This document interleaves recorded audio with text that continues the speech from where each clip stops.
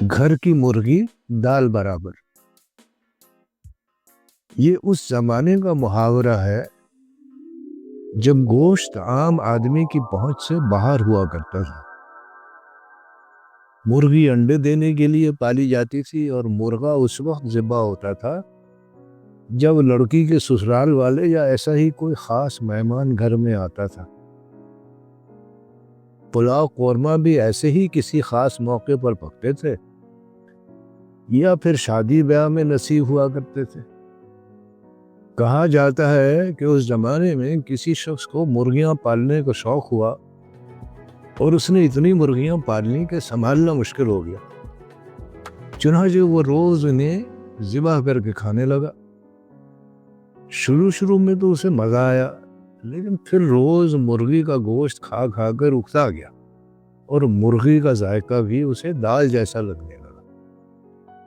یہ بات جب اس نے لوگوں کو بتائی تو جس نے بھی سنا یہی کہا کہ میاں گھر کی مرغی ہے اس لیے دال برابر لگتی ہے، بازار سے خرید کر لاؤ تو پتہ چلے۔ تب سے یہ محاورہ مشہور ہو گیا۔ یہاں یہ سوال اٹھتا ہے کہ مرغیاں اتنی مہنگی تھیں تو اس نے کھائی کیوں، بیچی کیوں نہیں؟ اس کا یہی جواب ذہن میں آتا ہے کہ شاید کوئی بیماری پھیلنے والی ہوگی جس سے مرغیوں کے صفایا ہونے کا خطرہ ہو گیا ہوگا، چنانچہ اس نے بھی انہیں جلدی ختم کرنے کا سوچا۔ اسی وجہ سے دکاندار بھی خریدنے کے لیے تیار نہیں ہوں گے۔ بہرحال وہ زمانہ تو گزر گیا۔ وقت کے ساتھ ساتھ سائنس کی مہربانی سے اب پولٹری فارم کے نام سے مرغیوں کی فیکٹریاں کھل گئی ہیں جس میں انڈے دینے والی مرغیاں الگ مینوفیکچر ہوتی ہیں اور کھانے والی الگ۔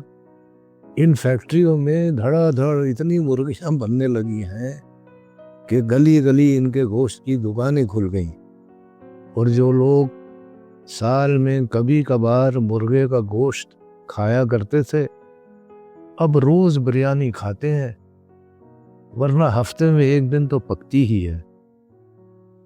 یہ کہنا بیجا نہ ہوگا کہ مرغیوں کی کثرت سے دستیابی نے بریانی کو غریبوں کی فاسٹ فوڈ کے طور پہ برگر کے مقابلے میں لا کھڑا کیا ہے۔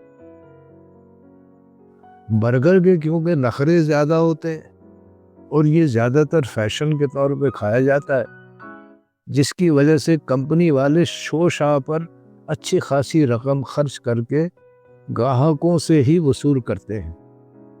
یہی وجہ ہے کہ جتنے بھی ایک برگر آتا ہے جس سے مشکل سے داڑھ ہی گیلی ہوتی ہے، اتنے پیسوں میں سارے گھر کے لیے بریانی آ جاتی ہے۔ بریانی کی کسی زمانے میں بڑی شان و شوکت ہوا کرتی تھی، لیکن مرغیاں سستی ہونے کی وجہ سے اب 2 ٹکے کی ہو کر رہ گئی ہے۔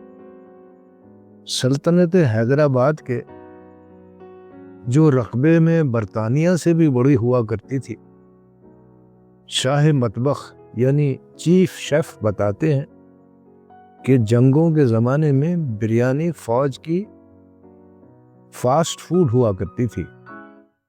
اس کی دیگیں حسب ضرورت بڑی تعداد میں پکا کر ہاتھیوں کے اوپر سانچوں میں رکھ دی جاتی تھی، جنہیں گرم رکھنے کے لیے ان کے نیچے کوئلے دہکتے رہتے تھے۔